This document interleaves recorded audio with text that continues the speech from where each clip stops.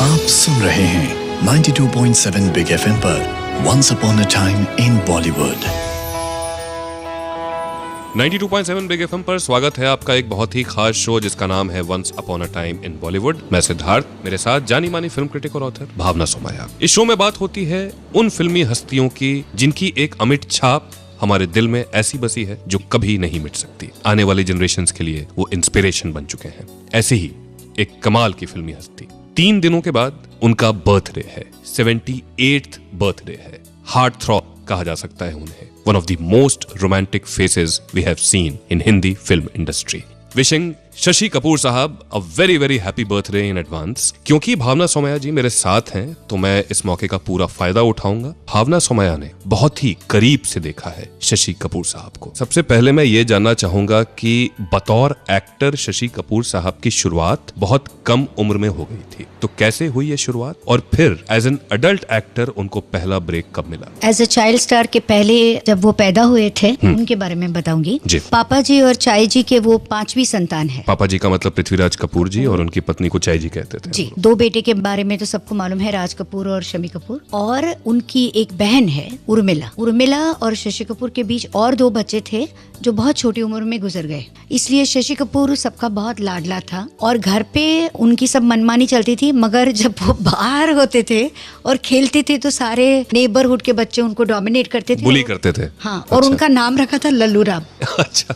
उनको अपने बालों से बहुत मोहब्बत थी। इससे पहले कि मैं भूल जाऊं, कभी कभी मैं राखी कहती हैं अमिताभ बच्चन को कि इन्हें तैयार होने में मुझसे ज्यादा वक्त लगता है। अगर आपको याद है तो जब राज कपूर की फिल्म में उन्होंने बचपन का रोल किया था, आग वाज द फर्स्ट फिल्म, तो उसमें एक सीन है जहां शशि कपूर आईने में अपने बाल बना रहे हैं और लीला चिटनिस शायद कहती है कि और कितनी देर आईने में देखेगा। तो ये Raj Kapoor has borrowed from real life. Shooting के दौरान शशि कपूर के टैंट्रम्स कुछ कम नहीं थे सेट पर एज अ चाइल्ड एक्टर। अच्छा। और राज कपूर से वो वेफर मांगते थे, चॉकलेट मांगते थे हर शॉट के पहले, और इसी तरह से उनको बहुत सारी चाइल्ड स्टार के रोल्स मिलने लगे। मेरे हिसाब से कुछ 3-4 फिल्में उन्होंने की। आग 1948, फिर संग्राम 1950 जो बहुत चली थी, आवारा फिर से राज कपूर का बचपन जो कि सबसे ज्यादा इम्पोर्टेंट फिल्म रही एज अ चाइल्ड एक्टर उनके लाइफ में। और एक की दाना पानी 1953 में। उनकी पैदाइश हुई थी कलकत्ता में जब पापा जी न्यू थिएटर में थे जी। मगर शशि जी के जन्मने के बाद पापा जी मुंबई आ गए और फिल्मों में भी काम करने लगे और खुद का पृथ्वी थिएटर भी शुरू किया था। तो शशि कपूर साइमल्टेनियसली जब कभी कोई छोटे बच्चे का रोल होता था तो स्टेज पे भी पापा जी उनको डाल देते। मतलब थिएटर के साथ उनका जुड़ाव जो था वो बचपन से ही शुरू हो गया था। तो जब मैट्रिक में थे वो फेल हुए, ये बहुत उदास है। तो पापा जी ने कहा कि कोई बात नहीं, वैसे भी तुमको तो एक्टर ही बनना है तो तुम थिएटर में आ जाओ और प्रोडक्शन संभालो। और फिर काफी इंतजार के बाद एज एन अडल्ट एक्टर उनको किस फिल्म में पहला रोल मिला? और 60 के दशक में जब दिलीप कुमार साहब थे, राजेंद्र कुमार साहब थे, राज कपूर साहब की भी फिल्में आ रही थी, तो इन दिग्गजों के बीच में कैसे अपने आप को एक फ्लैम्बॉयंट रोमांटिक हीरो की तरह पेश किया शशि कपूर साहब ने, जानेंगे अब से थोड़ी देर में। सुनते रहिए once upon a time in Bollywood only on 92.7 big FM. आप सुन रहे हैं 92.7 बिग एफएम पर once upon a time in Bollywood. हर रविवार की तरह इस रविवार भी स्वागत है आपका एक बहुत ही खास शो, स्पेशल शो जिसका नाम है once upon a time in Bollywood. मैं सिद्धार्थ, मेरे साथ जानी मानी फिल्म क्रिटिक और author Bhavana Somaiya. 18 March birthday Shashi Kapoor साहब का, तो विशिंग शशि कपूर साहब अ वेरी हैप्पी बर्थडे। आप खुश रहें, मुस्कुराते रहें, यही हम सबकी दुआ है। तो आज बात शशि कपूर साहब की। हमने बात की भावना जी की किस तरीके से एज अ चाइल्ड एक्टर उन्होंने काम करना शुरू किया, फिर पृथ्वी थिएटर के साथ जुड़े और बहुत शिद्दत के साथ जुड़े। पढ़ाई में बहुत ज्यादा मन नहीं लगा, तो कौन सी पहली फिल्म थी जिसमें उन्हें as an adult actor launch किया गया? सबसे पहले मैं बता दूं कि शशि कपूर की शादी बहुत जल्दी हो गई थी क्योंकि उन्होंने जेनिफर कपूर को देखा और बस उनको प्यार हो गया। दोनों थिएटर से जुड़े हुए थे तो दोनों के पिताजी ने रजामंदी दी थी। तो जब उनकी शादी हो गई थी तब उनके पास कोई खास काम नहीं था। अच्छा। And he was struggling. छोटे समय में वो असिस्टेंट रहे रविंद्र दवे की फिल्मों में। पहली फिल्म उनकी आई 61 में, 2 फिल्में आई बल्कि, 4 दीवारी और धर्मपुत्र। और दोनों फिल्मों की तारीफ बहुत हुई मगर बॉक्स ऑफिस पर नहीं चली।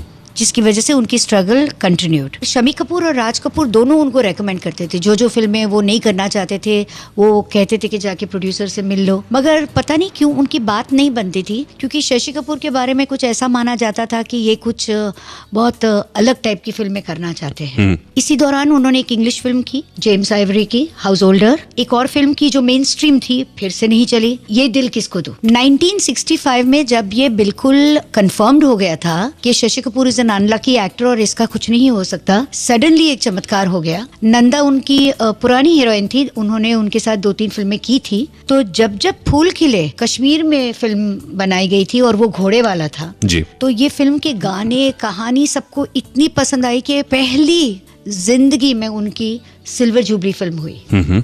इसके बाद शशि कपूर को फिल्में मिलने लगी और नंदा के साथ भी उनकी पेयरिंग बहुत बार हुई और बहुत सारी अच्छी फिल्में की उन्होंने in the coming years. Shashi Kapoor की अपनी एक फैन फॉलोइंग थी जो बिल्कुल राज कपूर और शमी कपूर से अलग थी, और उनको रोल्स भी कुछ ऐसे ही मिलते थे जैसे प्यार किए जा, हसीना मान जाएगी, कन्यादान, प्यार का मौसम, एक श्रीमान एक श्रीमती, अभिनेत्री। और इसी दौरान ये 60 to 67 में उन्होंने अपने माँ बाप के घर से वो निकलकर उन्होंने अपना घरौंदा बनाया और उनके 3 बच्चे भी पैदा हो। बहुत कुछ हो गया 60s में और एक अलग मुकाम बना लिया खुद के लिए शशि कपूर साहब ने। हार्ट थ्रॉब माने जाने लगे, मतलब इतना फ्लैम्बॉयंस कपूर खानदान के किसी इंसान में शायद किसी और ने नहीं देखा था। शशि कपूर साहब had arrived by this time. 70 का दशक कुछ अलग होने वाला था, कुछ अलग लाने वाला था शशि कपूर साहब के लिए। एक अलग मुकाम बनाने वाले थे वो खुद के लिए। क्या था वो मुकाम, जानेंगे आपसे थोड़ी देर में। सुनते रहिए once upon a time in Bollywood, only on 92.7 big FM. आप सुन रहे हैं 92.7 बिग एफएम पर once upon a time in Bollywood. 92.7 big FM पर स्वागत है आपका एक बहुत ही खास शो जिसका नाम है once upon a time in Bollywood. मैं सिद्धार्थ, मेरे साथ जानी मानी फिल्म क्रिटिक और ऑथर भावना सोमया। 18 मार्च खास दिन है हिंदी फिल्म इतिहास के हिसाब से, क्योंकि एक ऐसा इंसान आया जिसने रोमांटिक हीरो की छवि कहीं ना कहीं बदल कर रख दी। इतना फ्लैम्बॉयंस डैशिंग एक्टर शायद ही कोई हुआ हो। लेडी किलर की उपाधि मिल चुकी थी उन्हें एक जमाने में, आज भी वो उपाधि बदस्तूर कायम है। विशिंग शशि कपूर साहब a very very happy birthday in advance. और आज बात उन्हीं की हो रही है। 60 के दशक में खुद को एक बहुत ही काबिल, डैशिंग, हैंडसम, रोमांटिक हीरो की तरह एस्टैब्लिश करने के बाद 70s का दशक जब शुरू हुआ तो वो उनके लिए कुछ और लेकर आया। क्या लेकर आया बताएंगी भावना जी। 70s शशि कपूर के लिए बहुत ही इम्पोर्टेंट डेकेड था। बॉक्स ऑफिस पर हिट्स दे रहे थे और नई लड़कियों को भी साथ में लॉन्च कर रहे थे। जैसे राखी एस्टैब्लिश हो गई थी मगर इतनी बड़ी स्टार नहीं थी जब उन्होंने उनके साथ शर्मिली की और ये फिल्म बहुत चली थी। फिर शबाना आजमी भी नई थी, उनके साथ उन्होंने फकीरा की। साथ ही में ये दौर था जब most film makers were making multi starrers. तो मैं कहूंगी कि रोटी कपड़ा और मकान में मनोज कुमार ने शशि कपूर को भी रोल दिया था, अमिताभ बच्चन को भी रोल दिया था। शशि कपूर और अमिताभ बच्चन की जोड़ी भी इसी दशक में बनी, क्योंकि शायद एंग्री यंग मैन के साथ साथ एक बहुत ही virtuous, good looking, traditional hero की जरूरत थी, जो सलीम जावेद, यश चोपड़ा और कुछ हद तक मनमोहन देसाई भी, राइट। बहुत सारी फिल्में साथ में थी। बल्कि शशि कपूर अमिताभ बच्चन का इतना ऑफ स्क्रीन भी पड़ता था कि वो जब साथ में शूटिंग करते थे तब वो जल्दी से अपने मेकअप रूम में कपड़े वपड़े बदल कर दूसरी शूटिंग पे जब जाते थे तो साथ ही में ट्रैवल करते थे। और ये एक बहुत इंटरेस्टिंग बात है कि ज्यादातर फिल्मों में Shashi Kapoor played the younger brother of Amitabh Bachchan, जबकि रियलिटी में वो उनसे 3 साल बड़े हैं। जी। और एक बात हुई इस दशक में, उन्होंने अपनी फिल्म कंपनी लॉन्च की, फिल्म वाला। वैसे भावना जी, कई बार ये कहा जाता है कि मल्टी स्टारर फिल्मों में वो सेकंड लीड करते थे, लेकिन मुझे लगता है एक फिल्म 70s में ऐसी है जो मल्टी स्टारर होने के बावजूद आई कैन से कि वो शशि कपूर साहब की फिल्म है। वो थी कभी कभी, क्योंकि एक तो ये फिल्म में शशि कपूर का रोल ही बहुत इंटरेस्टिंग था। वो बहुत ही फ्लैम्बॉयंट, खुश मिजाज, और अमिताभ बच्चन इतने कड़वे और बिटर दिखाए गए थे कि उनके कंपैरिजन में Shashi Kapoor even came out in flying colours. और बहुत लवेबल कैरेक्टर था, लवेबल कैरेक्टर था। और उनकी केमिस्ट्री ऋषि कपूर के साथ भी बहुत अच्छी है। उनके नेव्यू है जिसकी वजह से उनके बाप बेटे का सीन्स बहुत अच्छे थे। खास तौर पे आपको याद है जब नीतू सिंह का फोन आता है और ऋषि कपूर फोन पे बात करते हैं और वो टेबल के नीचे घुस गए थे, तो यश जी ने मुझे इंटरव्यू के दौरान कहा था कि सीन तो ठीक ठाक ही था मगर Shashi Kapoor was in such a dotty mood के वो ही नीचे जाकर उनको सब कुछ जानना था वो फोन के बारे में, तो he added his own colours to it. और क्योंकि वो थिएटर के थे तो उनको इम्प्रोवाइजेशन का तो जुनून था। एक चीज है शशि कपूर के बारे में जो उनकी हर हीरोइन को उन्होंने सिखाया है, लाइंस के साथ आप खिलवाड़ नहीं कर सकते हो। अगर आपको आपके सीन के लाइंस पता है तो फिर आप जब शूटिंग शुरू होती है तो आप अपने आर्ट के मालिक हो जी। फिर आप फील्ड में कहीं भी घूमो वो सीन ठीक ही हो जाएगा। लेट 70s में एक और डेवलपमेंट हुआ। शशि कपूर साहब ने फिल्में प्रोड्यूस करने की सोची खुद की प्रोडक्शन कंपनी के साथ। क्यों लिया ये डिसीजन शशि कपूर साहब ने, जानेंगे अब से थोड़ी देर में। सुनते रहिए once upon a time in Bollywood only on 92.7 big FM. आप सुन रहे हैं 92.7 बिग एफएम पर once upon a time in Bollywood. 92.7 big FM पर स्वागत है आपका एक बहुत ही खास शो जिसका नाम है once upon a time in Bollywood. हर रविवार की तरह इस रविवार भी मैं सिद्धार्थ, मेरे साथ जानी मानी फिल्म क्रिटिक और ऑथर भावना सोमया। और आज बात हो रही है जिनका बर्थडे है 18 मार्च को, 78th बर्थडे, शशि कपूर साहब। 60 के दशक में छाए रहे, 70 के दशक में मल्टी स्टारर फिल्मों में छाए रहे, अपना एक एकदम ही अलग मुकाम बना लिया था शशि कपूर साहब ने। लेकिन 70s में एक बहुत बड़ा डेवलपमेंट हुआ। वो डेवलपमेंट क्या था बताएंगी भावना जी। 70s के दशक में Shashi Kapoor was the busiest actor. एक तो मल्टी स्टारर्स बन रही थी और एक स्टूडियो से दूसरे स्टूडियो भागते रहते थे और उनका एक दूसरा सपना था, वो सपना पूरा करने के लिए उनको पैसे की जरूरत थी। इसी दौरान राज कपूर सत्यम शिवम सुंदर बना रहे थे। बहुत सारे एक्टर्स के नाम के बारे में सोचा था, आखिर में उन्होंने शशि कपूर को लिया, अपने भाई को। राज कपूर उस दौरान शशि कपूर से बहुत एग्जैस्परेटेड रहते थे। जहाँ कहीं भी शशि कपूर जाते थे तो 3 घंटे के लिए जाते थे और जैसे ही शशि कपूर की गाड़ी कोई प्रोड्यूसर देखता था तो बोलता था, एक सिग्नल होता था सबको, कैमरामैन को, जिसका भी शॉट चल रहा है बंद करो, शशि कपूर को ले लो, फट फट फट करके लिख लो। तो राज कपूर ने उनका नाम रखा था टैक्सी। ये टैक्सी का मीटर चल रहा है। आपको मैं बताऊं सिद्धार्थ कि मैं जब उनको पहली बार मिली करीबन 78 में, तो उन्होंने मुझे अपनी वर्ली के ऑफिस में बुलाया था। तो मैंने कहा कि ठीक है कहाँ पे आना है, तो उन्होंने कहा ये जगह है। तो मैंने कहा वो कैसे आते हैं, ऐसा डांटा था उन्होंने मुझे। एक चीज मैं सीख गई तब कि आप किसी को पूछ नहीं सकते हो कि मुझे कैसे आना है, मुझे खुद तय करना है मैं कैसे आती हूँ। मतलब इस नगरी में आपको अपना रास्ता खुद तलाशना है, इसका ये एक एग्जाम्पल हो सकता है। जी, इतनी सारी फिल्मों में काम करने के साथ साथ उन्होंने तय कर लिया था कि वो प्रोड्यूसर बनेंगे। और मेरे इंटरव्यू में उन्होंने मुझे कहा था कि जब मैं प्रोड्यूसर बनूंगा तब मैं ऐसी फिल्में नहीं बनाऊंगा जिसमें मैं काम कर रहा हूँ, मैं ऐसी फिल्में बनाऊंगा जो आर्टिस्टिक, मीनिंगफुल, सेंसिबल सिनेमा होगी। और मैं ऐसे डायरेक्टर्स को ब्रेक दूंगा जिनके काम की मैं कदर करता हूँ, जैसे जुनून श्याम बेनेगल के साथ, जिन्हें आर्ट सिनेमा डायरेक्टर कहते थे। उसके बाद विजेता गोविंद निहलानी के साथ first film as a director, अब तक तो वो सिनेमाटोग्राफर थे। तीसरी थी 36 चौरंगी लेन। शशि कपूर ने जब उनको सुना तो उन्होंने कहा कि तुमको लिखना आता है और जिसे लिखना आता है वो यकीनन डायरेक्टर बन सकता है। क्या बात है। अपर्णा सेन की 36 चौरंगी लेन को इतना सराहा गया और ये उनके डेब्यू फिल्म थी as a director. Debut film थी, उसको नेशनल अवार्ड भी मिला और जेनिफर कैंडल का परफॉर्मेंस इज आउटस्टैंडिंग, बेहतरीन था। इसके बीच में हम एक और फिल्म भूल गए, कलयुग। मेरी one of the most favourite films कह सकती हैं आप। महाभारत का एडेप्टेशन है, फैबुलस है वो। इसके बाद कितनी सारे डायरेक्टर्स ने महाभारत को एडेप्ट किया है मगर कलयुग जैसी बात कहीं नहीं थी। रेखा के साथ 3 फिल्मों का कॉन्ट्रैक्ट किया था, विजेता, कलयुग और उत्सव भी एक बहुत इंटरेस्टिंग फिल्म है और पीरियड फिल्म है और इसमें भी उन्होंने गिरीश कर्नाड को जी डेब्यू करने का मौका दिया एज अ डायरेक्टर। उत्सव के बारे में ये कहना जरूरी है कि this was immediately after Jennifer's demise. पहले इस फिल्म में अमिताभ बच्चन होने वाले थे, जो शशि कपूर जी का किरदार जी है। शशि कपूर जी का किरदार था। और शशि कपूर क्योंकि बहुत उस वक्त प्रीऑक्यूपाइड थे जेनिफर के डिमाइस से, बहुत वेट पुट ऑन कर लिया था, मगर उनका कैरेक्टर बहुत ऐसा था कि बहुत अगली है, तो वो चल गई उस बात उसमें। और एक और बड़ी बात थी इस समय, मुंबई के जानकी कुटीर में आज जहाँ पृथ्वी थिएटर है, सामने पृथ्वी झोपड़ा जो पापा जी और चाय जी का घर था, वो शशि कपूर को विरासत में मिला था। और सामने उन्होंने एक प्लॉट खरीद लिया और उनका ये सपना था कि मैं अपने पापा का पृथ्वी थिएटर रीसरेक्ट करूंगा। मुड़कर देखते हो जहाँ पर आज वो इमारत है, उसका सचमुच ही पहला ईंट वहाँ पे देखा है।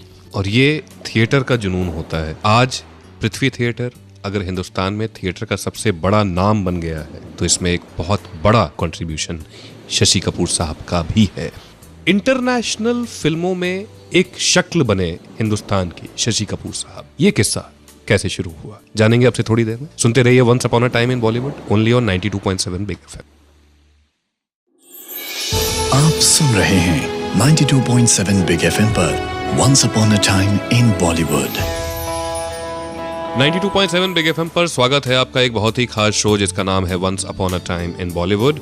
आज रविवार है तो रविवार को खास बनाते हुए, क्योंकि 18 मार्च को एक बहुत ही खास दिन है, तो सेलिब्रेशन हम आज ही कर रहे हैं। शशि कपूर साहब का बर्थडे है, 78th बर्थडे।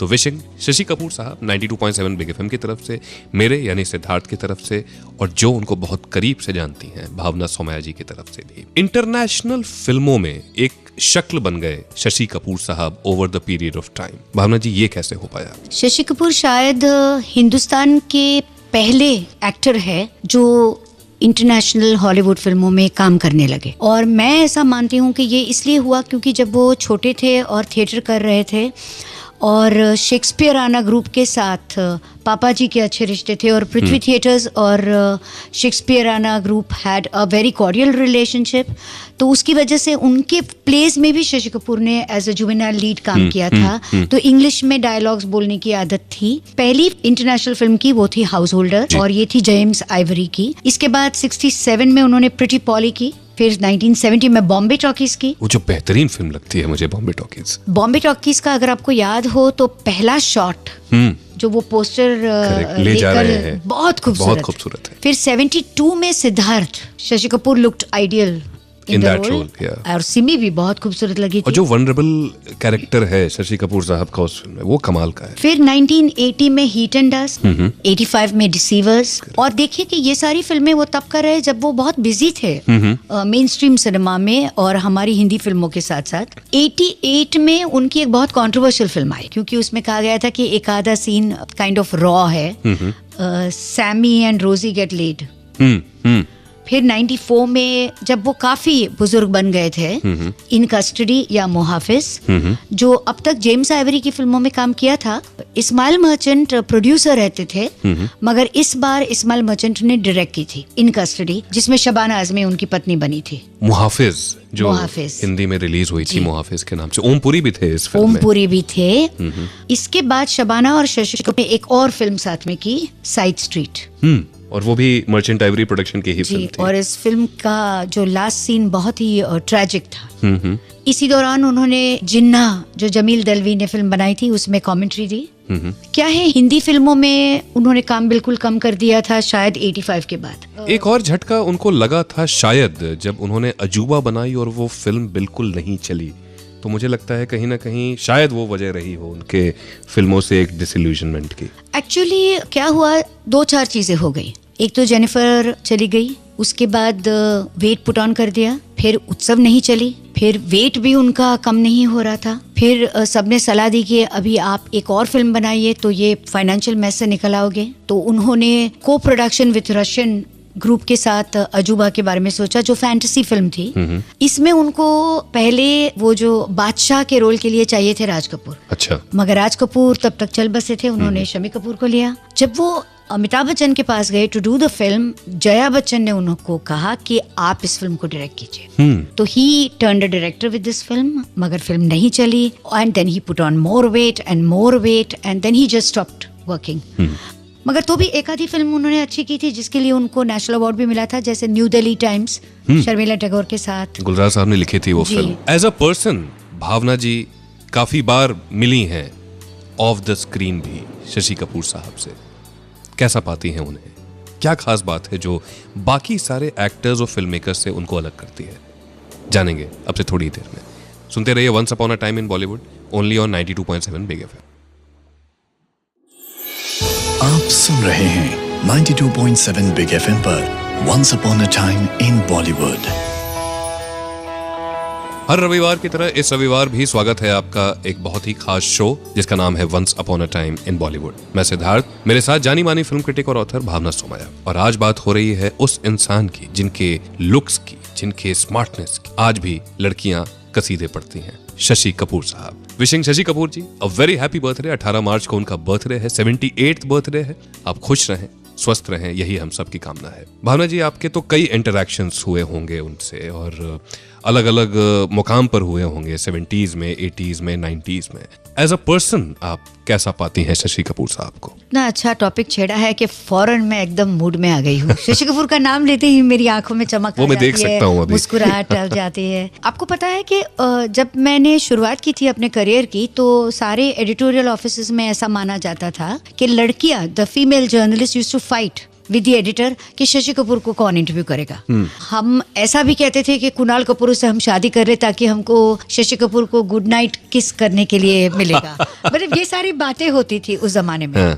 वो नास्टी भी थे, बहुत अफेक्शनेट भी थे, वो आपका बहुत लेग पुल करते थे, आपको परेशान करते थे और बहुत थॉटफुल भी थे। आप में दिलचस्पी लेते थे as a human being, not just as a journalist. और आपको रेप्रिमांड करते थे जब आपसे मिस्टेक्स होती थी, फिर वो डायलेक्ट में हो, आपके कपड़े में हो या आपके व्यवहार में हो। मिसाल के तौर पे एक बार मैं उनकी कुछ फिल्म का नाम कह रही थी तो मैंने कहा फांसी, तो उन्होंने कहा फांसी नहीं होता है, फांसी होता है। फिर जब सिखाया कि what is PH and what is F। फिर एक बार वो नटराज स्टूडियो में शूटिंग कर रहे थे, बहुत सारे लोग थे और मेकअप रूम्स कम थे, तो भरत भूषण के साथ रूम शेयर किया हुआ था। मैं गई और मैं उनके साथ बैठ गई और उनके साथ बात करने लगी, तो उन्होंने आंखों से इशारा करके कहा कि तुमने भरत भूषण को नमस्ते नहीं किया। तो मैंने धीरे से कहा कि मैं उनको जानती नहीं हूँ। तो उन्होंने कहा जानती नहीं हो? तुम हो कौन? तुम तानसेन को नहीं जानती हो? तुम बैजू बावरा को नहीं जानती हो? तो बहुत जैसे एक अपना कोई सिखाता है। तो उसके बाद मैं कभी भी किसी को मिलती हूँ, मैं उससे जानती हूँ कि या मुझे उनको इंट्रोड्यूस कराया है, नहीं कराया है, मैं जाके उनसे नमस्ते करती हूँ। और कई बार मैंने उनके साथ जब इंटरव्यू उनकी गाड़ी में किया है, तो मैं ऐसे इतने गुड लुकिंग आदमी थे, मैं भी थोड़ी सी शर्मा जाती थी अपनी ऑर्डिनरी एवरेज लुक से। तो ऐसे डोर की ओर लीन करके बैठती थी, तो वो कहते थे कि don't lean against the door, you will fall off the car and I would hate to miss your company. तो मैं सोचती थी कि सचमुच वो मुझे कंपनी मिस करेंगे। अभी आज भी देखो, जब भी पृथ्वी थिएटर की ओपनिंग होती है, पहले वो आके पूरा प्ले देखते थे, आजकल वो सिर्फ इनॉग्रेशन देखकर चले जाते हैं। लेकिन अभी भी कई बार जब मैं प्ले देखने जाता हूँ तो वो होते हैं वहाँ। ही मेक्स अ पॉइंट कि अगर अच्छा प्ले हो रहा है जी तो वो जरूर देखने जाएं। जी। और अभी जैसे ही मैं उनको देखती हूँ तो मैं दूर से उनको फ्लाइंग किस देती हूँ और कहती हूँ I love you and you are my gorgeous boyfriend, और वो बोलते हैं कुछ भी। वो स्वस्थ रहें, खुश रहें, मुस्कुराते रहें, यही हम सब की कामना है। एक बार फिर से विशिंग शशि कपूर साहब अ वेरी हैप्पी बर्थडे सर। अगले रविवार को एक और फिल्मी हस्ती की बात होगी। सुनते रहिए once upon a time in Bollywood, only on 92.7 big FM।